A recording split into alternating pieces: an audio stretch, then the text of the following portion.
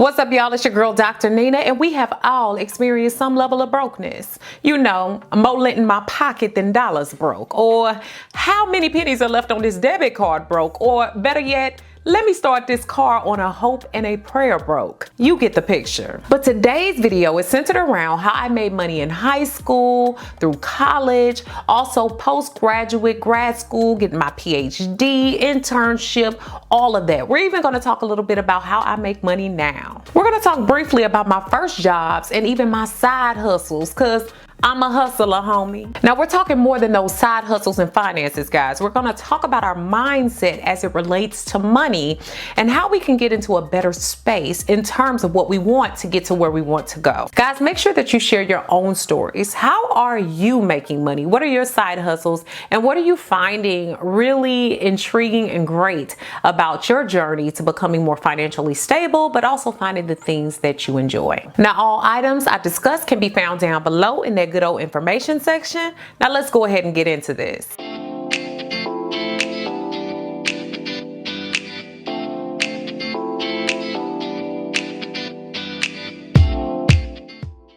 And y'all, don't forget to thumbs up this video if you like it, comment, share, and subscribe. And also click on those notification bells so you can know when I upload on Thursdays and Sundays. Make sure you also check out my Now That's Life podcast, which is now live. And you can check it out on all your major podcasting platforms. Links to my podcast can be found down below in the information section. So in the true essence of a Rowena Sai, who I love over here on YouTube, I'm going to open up with one of my favorite quotes, which is good, better, best. Never let it rest until your good is better and your better is best. And I would hear that all the time at my church, at Williams Temple Church of God in Christ, growing up in St. Louis, Missouri. So I grew up between St. Louis and I also grew up in Memphis. And my mother raised me starting off at $15,000 a year, y'all. And most of you all know that I'm adopted. I was adopted at 3 months old. My mother did a wonderful job. I don't understand how she really made a silver spoon out of plastic. Okay, word to Jadania. I really think I got a lot of that hustle mentality from her. So growing up, I was always pretty talented and I was always looking for these ways to make money, y'all. I like literally in school, I sold suckers, I sold gum, I did everything. Like I was always on the grind. So what we found that was good for me is my mother allowed me to braid hair. Like I loved braiding hair and I would practice on her hair, on my doll's hair. By the age of 11, I was already making money braiding hair. So I could do box braids, I could do micro braids, I could do twists, baby, you name it, I could do it. And not only that, but I got a true essence for making money, for getting some things and also doing things for myself. And so that extended beyond that. And about the age of 14 and a half, I applied for a work permit. They did allow that back in the day. I don't know if they still do. You'll want to research.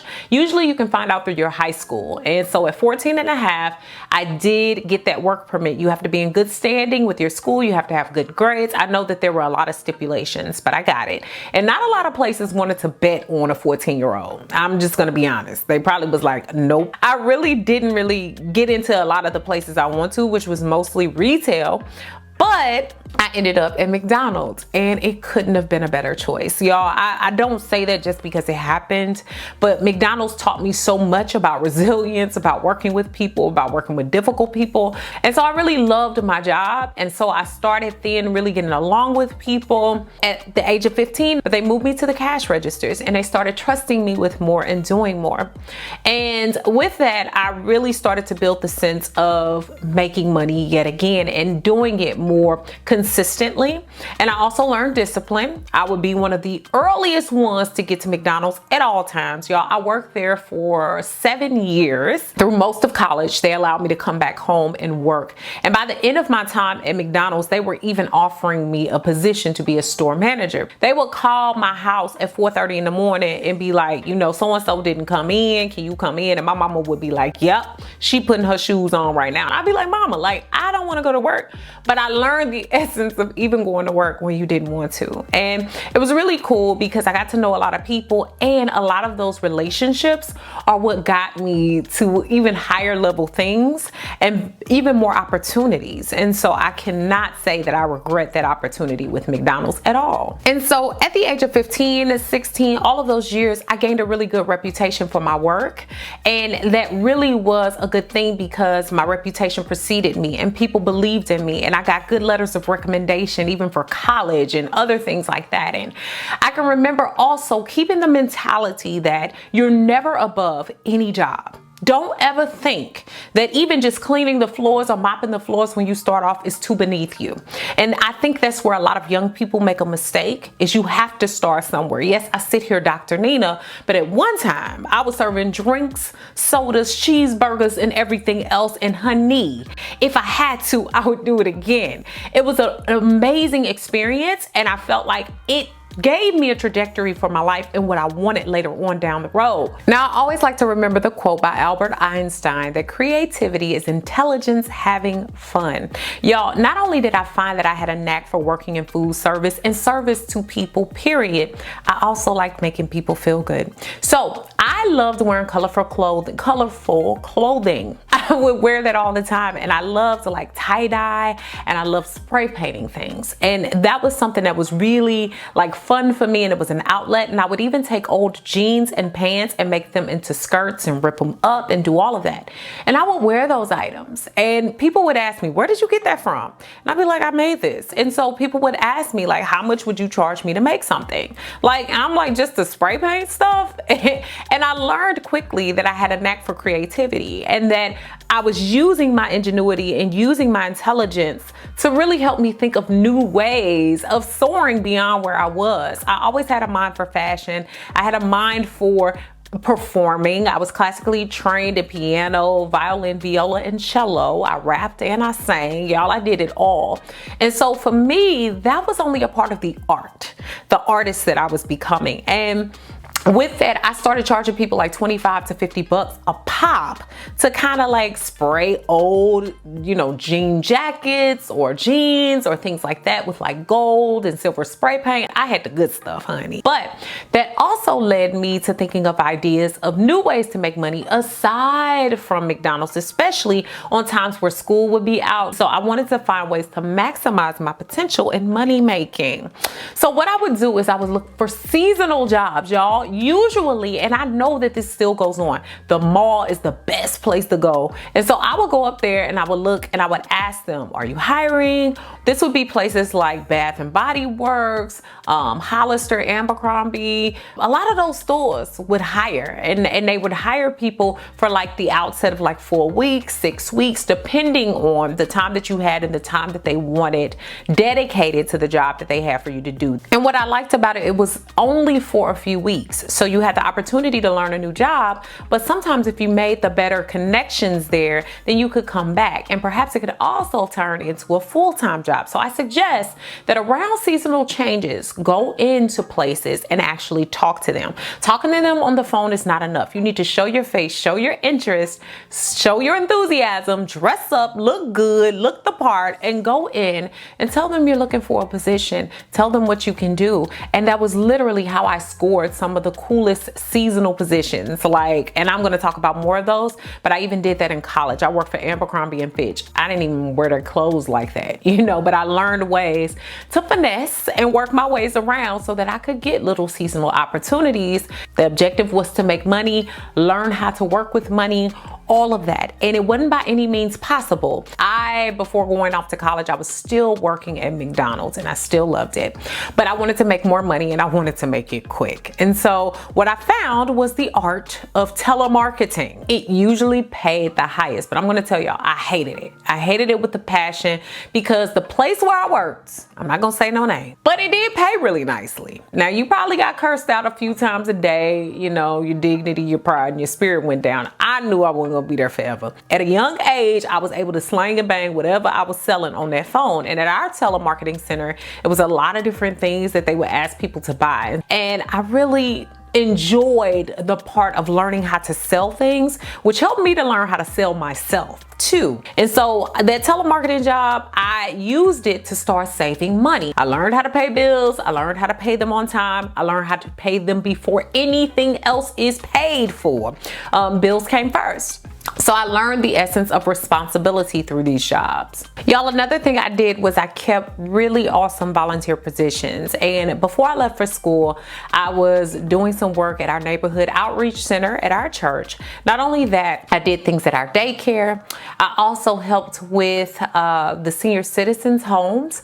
I learned the essence of service and giving back to others at a young age. Even with a job, I learned the essence of not getting paid for your work, but still getting fulfillment from it. So you might want to balance out your time by finding a place to even volunteer, even minimally, just so you get yourself out there. And not only that, those positions were people that could vouch for me. They wrote letters of rec for me for various different things. They knew my work ethic. They also knew I was dedicated to coming to a place where I wasn't getting paid, but there were other perks. When I was working at that senior citizen home, and I don't know why I'm getting emotional tonight, but basically I got to know about the lives of people, their history, the essence of leaving a legacy, the essence of putting your best foot forward so that people remember you in a good way. You could clearly see in that home who was loved and adored by their family and who had really kind of squandered their past, meaning that a lot of people didn't want to be concerned with them or bothered with them other than them living and not being mean enough to allow them to just pass on, but they really didn't want a relationship with them. And I knew early on, seeing that I wanted to leave a legacy and I wanted to be a good person and I wanted to be known for that. So those volunteer positions did a lot of that for me. Now I had all these jobs. You hear all these jobs, and this was before college. But I also learned, again, more responsibilities and some financial responsibility before going to college. 10 to 15% of my earnings or savings or investments were taken out immediately every month. And that way I was able to save and learn that essence. I still run my life by a lot of that same principle. So making money should also teach you the essence of keeping that money. And not only keeping that money, but if you're not going to keep it, it should be invested in things that will pay off in the future. So I learned that through getting my finances together in that very way before going away to college. So y'all, even in college, when I started to really work after that first year of almost flunking out of college, we're going to talk about that in another video. I actually have videos on that. But when it came to making money and I really started doing a work study job, I chose one that would help me to do better in school, right? So it held me accountable. I became a study hall monitor in the Multicultural Affairs Center at Truman State University. I really enjoyed that job because it gave me the chance to study. And not only that, being there opened me up to meeting a lot of professors, keeping in touch with a lot of them, a lot of students, and a lot of student organizations.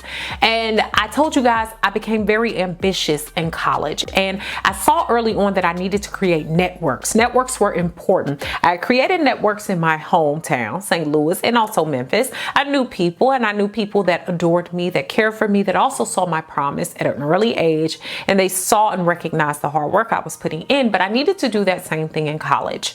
And so being that study hall monitor, I was able to see the opportunities that were out there, the people that were out there offering help. Not only that, I became a McNair Scholar. So being there also put me in the presence of those who were working towards programs that helped my life. Like without McNair, I wouldn't have been able to pay for my master's and PhD because they did it.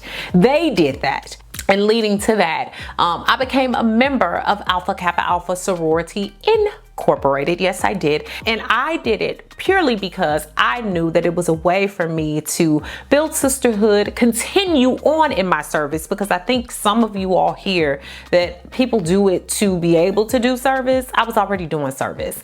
And the women on my campus were exceptional. They had the highest GPAs. They were very close, and you could tell their close-knitness. You could also see that their valor and their strength and all of the things that they were doing. And many of them belong to a lot of other campus organizations. And not only that, they held positions of high power in those organizations. So they were also grinding their butts off everywhere else. They were doing such a good job. They were winning all the step shows. They were also out in the community. I saw what they were doing and I was very impressed, and that helped me as well. It helped me later on in life. It helped me with making network connections. It also helped me to just have a common ground with certain people, and I really enjoyed that part of it. And your organization might not be something that's Greek lettered. Not only that, I did other organizations that really helped me to expound on my talents, to become more well equipped to work with different people, to delegate responsibilities, and to not only that, to be a responsible citizen and to also be an upstanding young woman. So you guys, as a college student, I also kept jobs at home and on campus. Like I talked about the work study job, but I also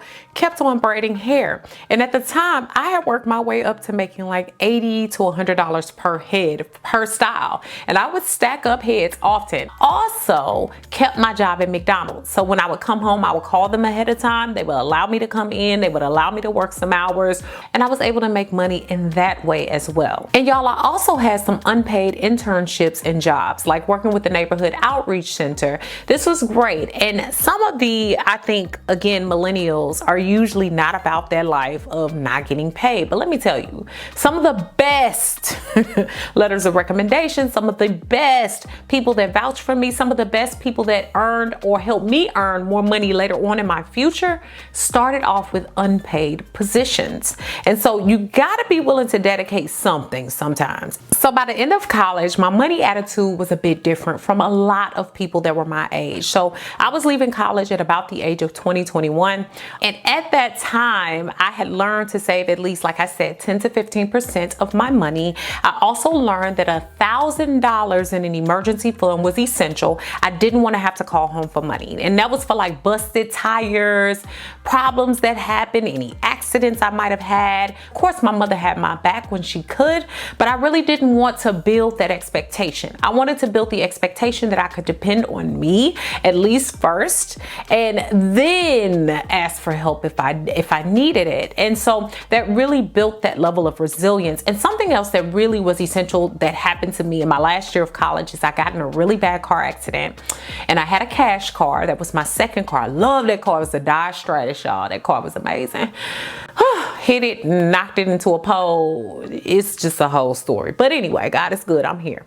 And basically, I had to get a new car. And here's the essence of really building up your credit. I had started to build a little credit because I messed up with a credit card when I first came into college, and I didn't pay it. And then my mother helped me pay it because I really didn't understand college. I didn't understand credit cards. And I've told this story before. I'll do a credit video for you guys. Let me know by clicking like if you really want to hear more about credit stories. But basically, I cleaned up my credit. So by the time I needed to go get a new car, which wasn't a cash car, unfortunately, I did finance a car, and I was able to finance it in my own name. And it felt so good. I had a pretty good credit score to be my age and to not have a long history of credit. I was able to get the loan in my name. I was able to pay it off. I was able to do well at that. And also I was able to get my insurance and all of those other things without the hassle of having to ask my mom for everything, because I had reserved a little money for myself. So it's essential to learn this, and it's essential to learn it as early as you possibly can. Y'all, I also had to learn to cut unnecessary expenses at this time, because a lot of times when you're young, you think you're supposed to spend your money on frivolous things. Now, it's okay to allow yourself some leeway, do some fun stuff with your money. However, you want to make sure that you're being responsible first. All things that need to be paid for need to be paid for first. And some expenses just don't need to be had. I couldn't go to every club. I couldn't go to every party. I couldn't buy every outfit. You try to live beyond your means before you even have means. And I mean that. You have to be very careful about that and cherish what little you have. It's not about the little money you have that is causing you issues in terms of being able to make a living, being able to do well. And a lot of people mistaken amount of money for how good they're doing, but it's also what you're doing with that money. Even if you're making very little money, it's how you're managing it. It's how you're showing that. And a lot of times growth can't come if you're frivolously spending. You can't get anywhere. So consider your spending habits and consider them early. So now, y'all, we make it to grad school, and grad school is where the hustle and the grind became even more essential for me. So never take for granted the opportunities that you're given. They can lead to higher heights, deeper depths, more growth, more space, and more opportunity. So before I left home from St. Louis, my Aunt Debbie helped me to get a job at the hospital in which she was at, which was Cardinal Glennon Children's Hospital in St. Louis. And I got a job as a PRN ER register. Or ER registrar, if you will.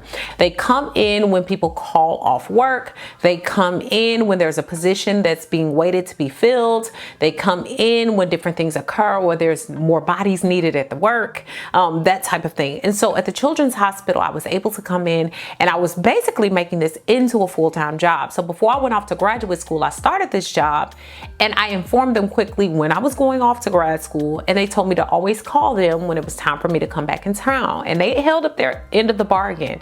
Every time I came home, I was able to work with them. And guys, this job paid amazingly well. I want to say I was making, I don't know, I was making a nice amount of money for a person that, you know, really didn't have a lot of experience there. And I want to say I was pulling in, just being PRN or coming in or subbing in for people, maybe like $2,000 every 2 weeks, something like that. It was a lot for a young person. Now through this, I was able to become friends with hospital officials. I made friends with everyone from the environmental people who cleaned up the trash, from the security officers, the nurses, the registrars, the other people that worked in the hospital, the doctors, all of them.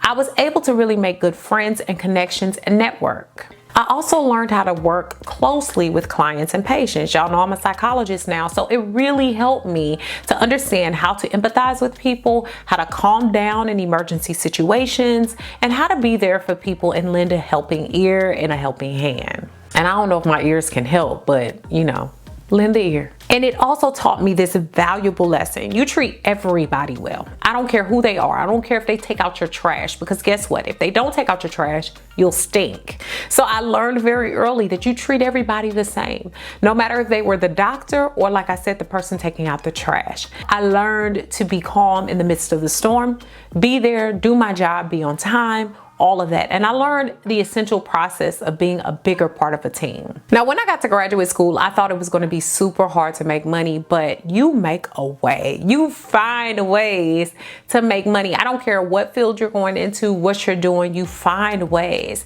And so I had a graduate assistantship, which was a God-given blessing. If you go into a graduate program, if you go to a medical program, anything you're going to do, see if there's opportunities for funding or opportunities for you to work somewhere in order for you to get some of your tuition released, all of that. And I was able to get all my expenses covered through doing this. And what I taught was a class called Learning to Learn. I loved that class. It seemed like the easiest class, but it was so fun. And it got my feet wet with actually teaching people and teaching from a psychological perspective, because it's called Learning to Learn, but it was kind of like the psychological basis of learning. And I really enjoyed it. And after I got my master's degree, so I got my master's degree 1.5 years into graduate school on my way to my PhD. And at that time, I went ahead and started working at the Academic Enhancement Center, which I'm so happy they hired me. That was right after I lost weight, and it was a funny joke going on that the guys would all be hitting on me as opposed to really respecting me. And y'all, those people respected me big time. I was so happy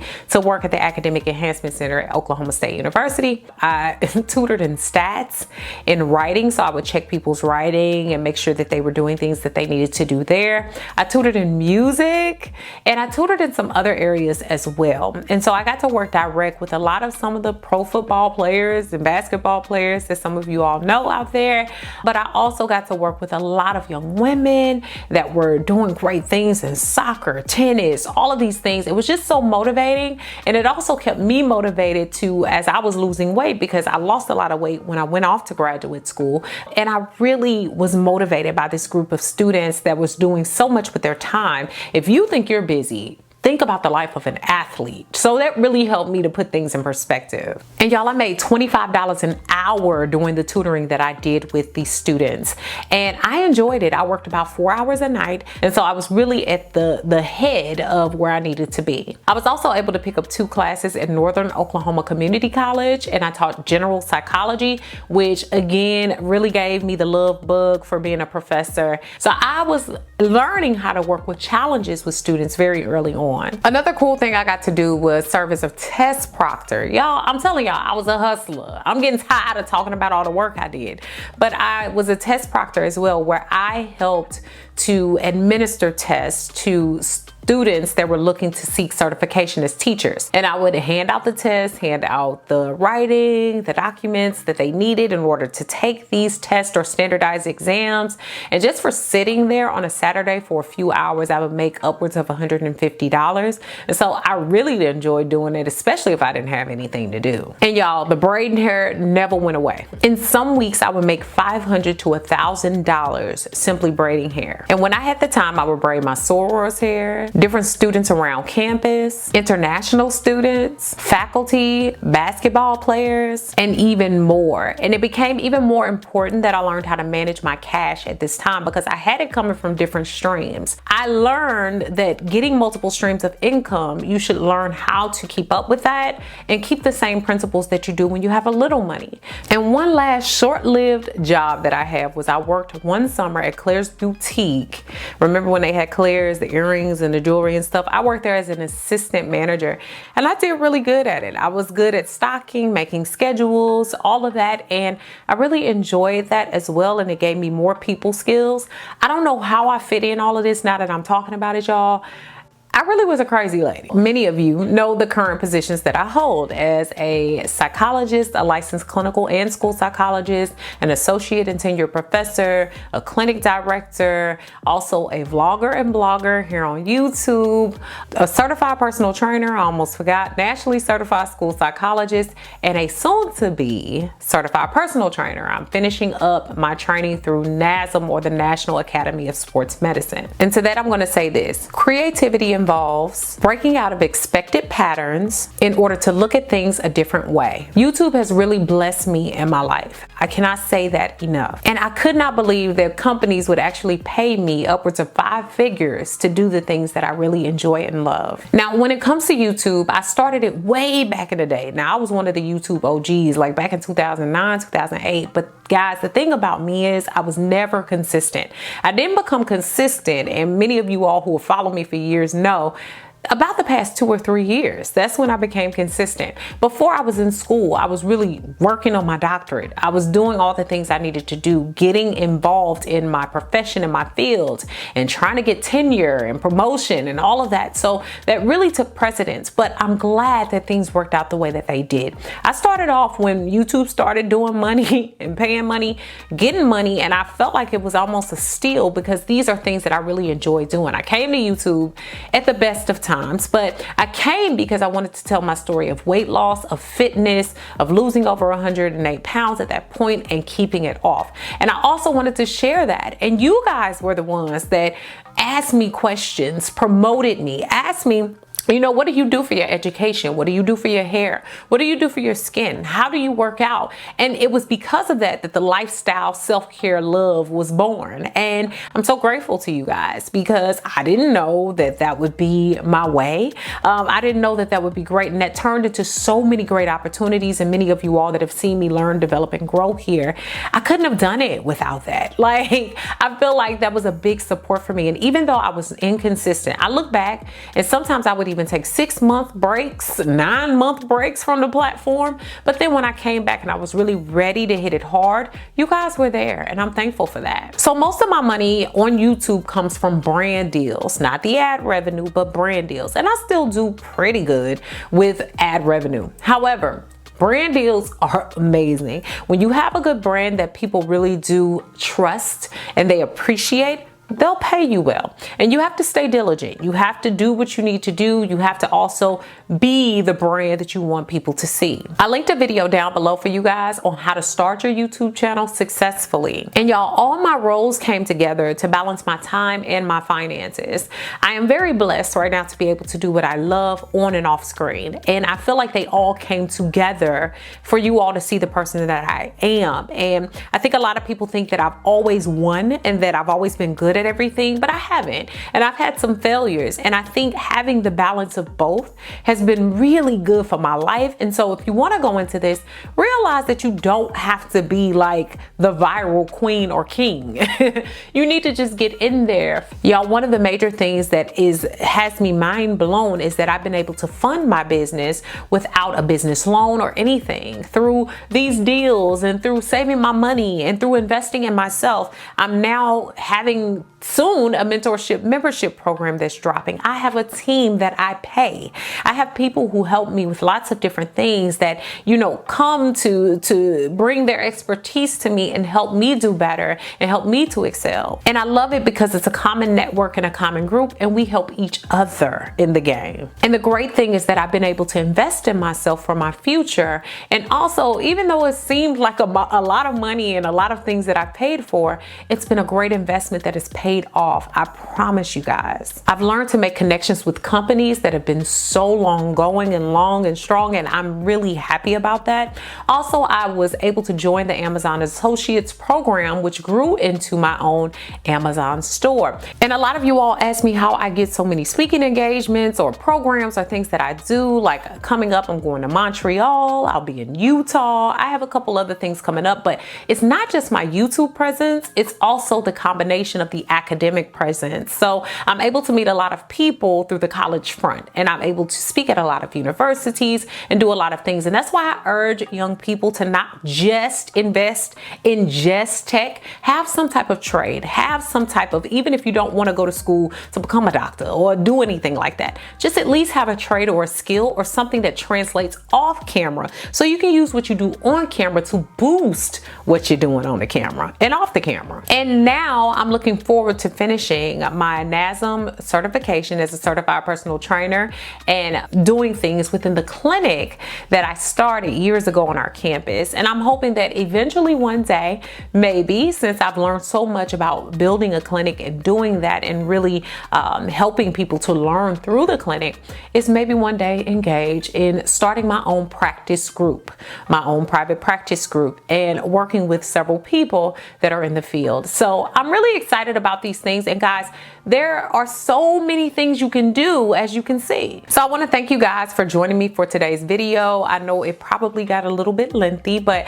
I get really excited when I talk about the ways that you can make money, the ways that you can do more for yourself, things that, you know, excite me when it comes to when you're young. You can start, you can plan for when you get older, because I promise you will go to sleep and wake up 35.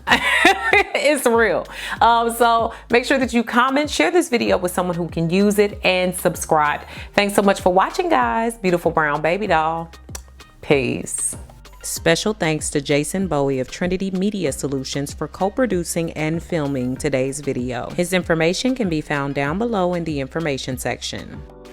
Thanks so much for all the love and support over on my new website. If you haven't already, go ahead and check it out and join me for new ways to interact with me, giveaways and prizes, weekly emails, as well as my free 8-day supernatural video course, which is free when you sign up.